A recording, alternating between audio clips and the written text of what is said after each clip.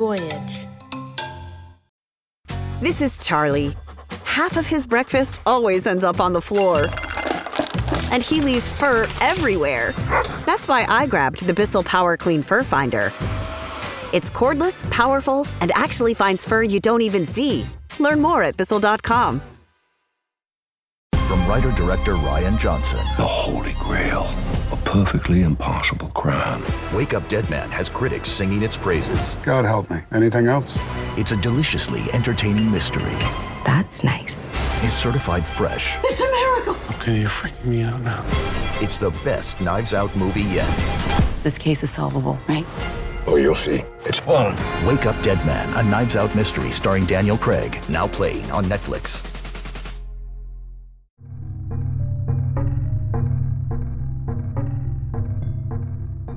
As a college student, I sat in on classes all the time.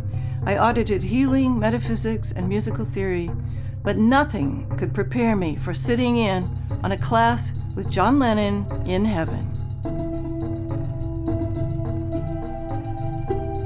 I had been transporting myself into the infinite dwelling for so long, it got to the point that I no longer needed the assistance of my tape recorder. The sounds of the meadow and soft music were no longer necessary to transport me there.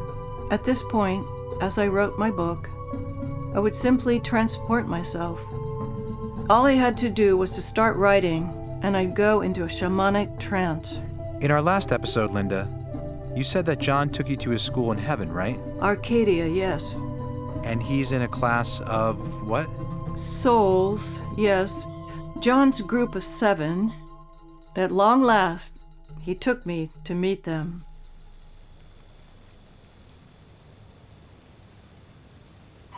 He, or she, is extremely tall and dressed in a silvery costume which covers the head. Peering at us is a face with large, round eyes. Well, well, our token Andromedean. I wondered if you were going to show up. He definitely adds a distinctive element to our group. I realize this is an androgen from somewhere far from Earth. The androgen advances toward us. Its eyes reveal a melancholic kindness. Our astonishing colleague has had a number of expressions in the Andromeda constellation. I'm just beginning to comprehend the deeper sense of its reality myself. I feel a warm energy coming from this incredible being. There's this intensity of love coming from parts of Andromeda. It's like a fire, consuming everything in its wake. My dearest friends, let us go at once to the place of our teachers. The group moves through the forest. I can't take my eyes off the silvery Andromedean. I would like to talk to it, but lack courage. It's as if I've fallen desperately in love. But I know it's something else, something more than that.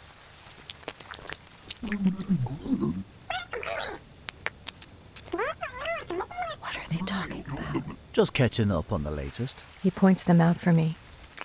Mary Wilkins is whispering to the Irishman, Tubber. It chuckles and gestures to Wu Ling and Onayo, a towering tribal African chieftain. Donadi and Masho are discussing the pros and cons of expressing on planet Earth. We arrive at an open area. The pairs and trios continue their discourses, killing time before class. I try to remain objective and patient. John points to a towering tree with an impossibly wide trunk and a bounty of leaves sprouting from thick, lofty branches. This is the learning tree. Suddenly, nobody is talking. Each individual directs his/her concentration inward. Tubber's penny whistle is just the beginning. Onayo beats softly on the drum, and Mary Wilkins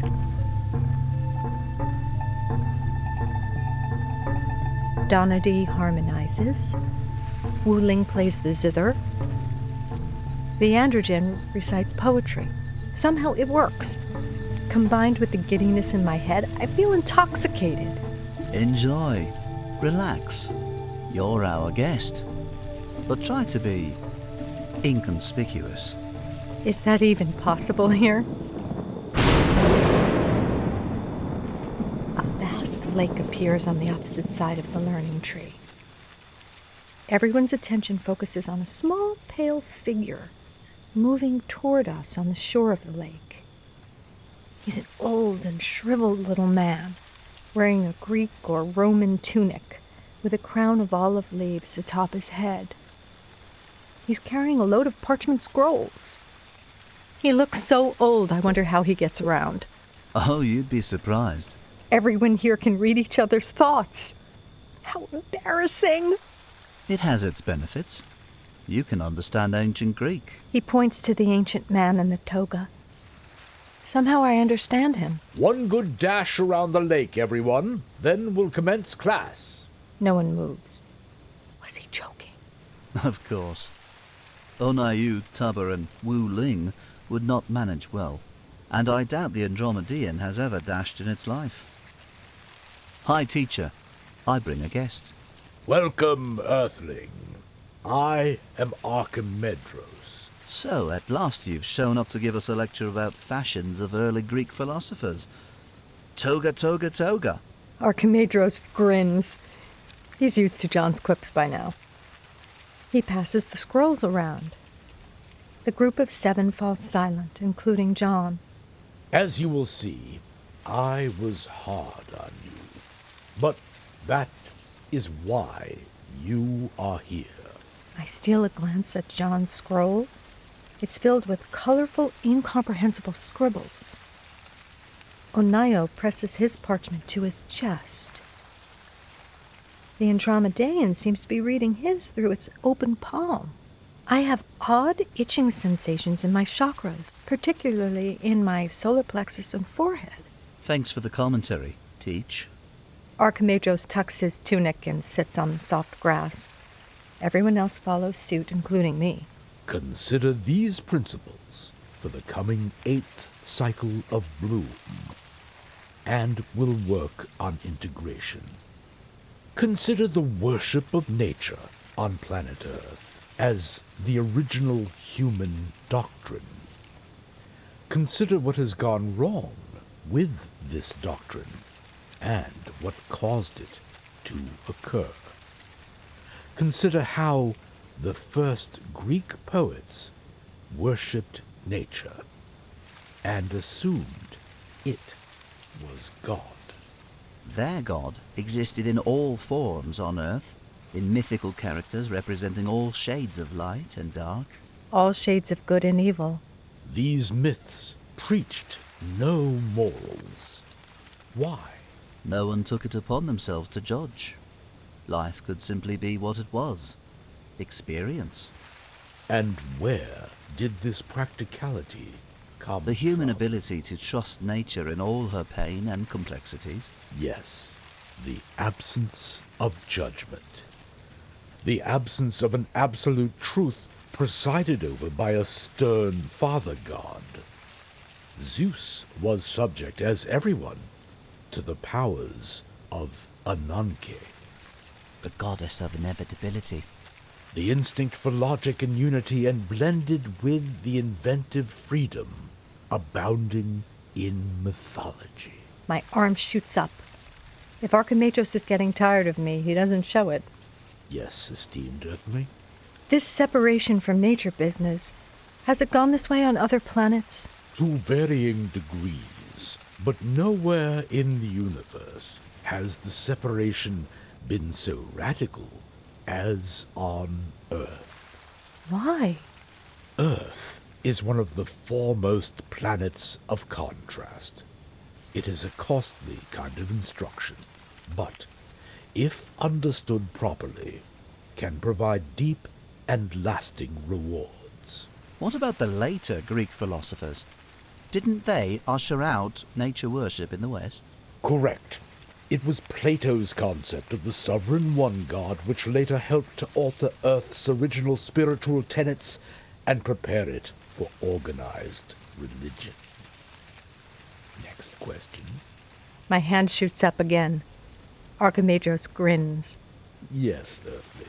Speaking of the masculine one god, What about the enfranchisement of the female principal on Earth? Yes, the new enlightened male Earthling will learn to love and appreciate the female principal living inside of him. This female principal can release him from a long and terrible bondage. And what about the male principal? Is it not of equal value? The male principle is of no less value, of course. Each new enlightened female Earthling will learn to love and appreciate the male principle living inside her, which can release her from a long and terrible term of bondage.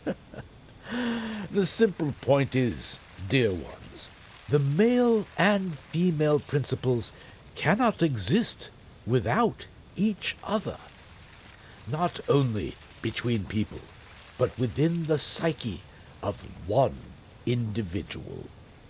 So many humans have tried for so long to live without a consolidation of the two. Foolishness.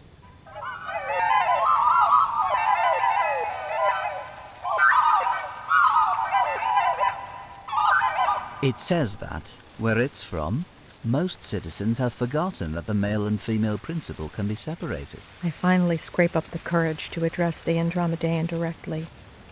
I don't mean to be offensive, but is it any fun that way? Its splendid round face challenges me with what looks like an expression of amusement.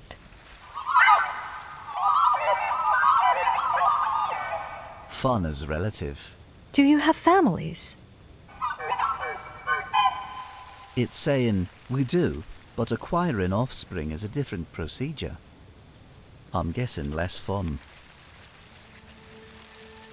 My good scholars, keep the principle of integration in mind on all levels of expression. Something small and hard hits me on the head. Looks like a walnut. I look up to see a disheveled old woman roosting in the branches of the learning tree. Now that she's gotten my attention, she beckons me. So, where did she take you? That's enough for today. You're not stopping here, are you? I thought you were skeptical. I am, deeply, but it's a wild story. So this old lady wants you to follow her. You'll just have to wait to find out. We better find out next episode. It's our last one. I saw a tree that got lightning struck, but then it got back its luck, and it's growing green again. John Lennon in Heaven is a production of Voyage Media. The series is produced by Nat Mundel, Robert Mitas, Dan Benamor, and Adam Prince.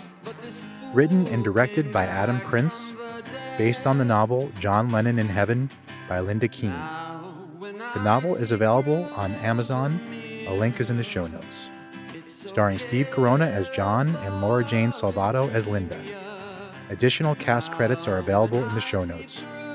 Edited, sound design, and mixed by Andres Coca. Original music by Derlis Gonzalez and Beyond Abbey. If you're enjoying the show, please leave us a 5-star review on Apple Podcasts or anywhere you're listening, and subscribe now for future episodes. Can you believe I spent 15 years of dreams of a simple queer went spinning down the drain? My love.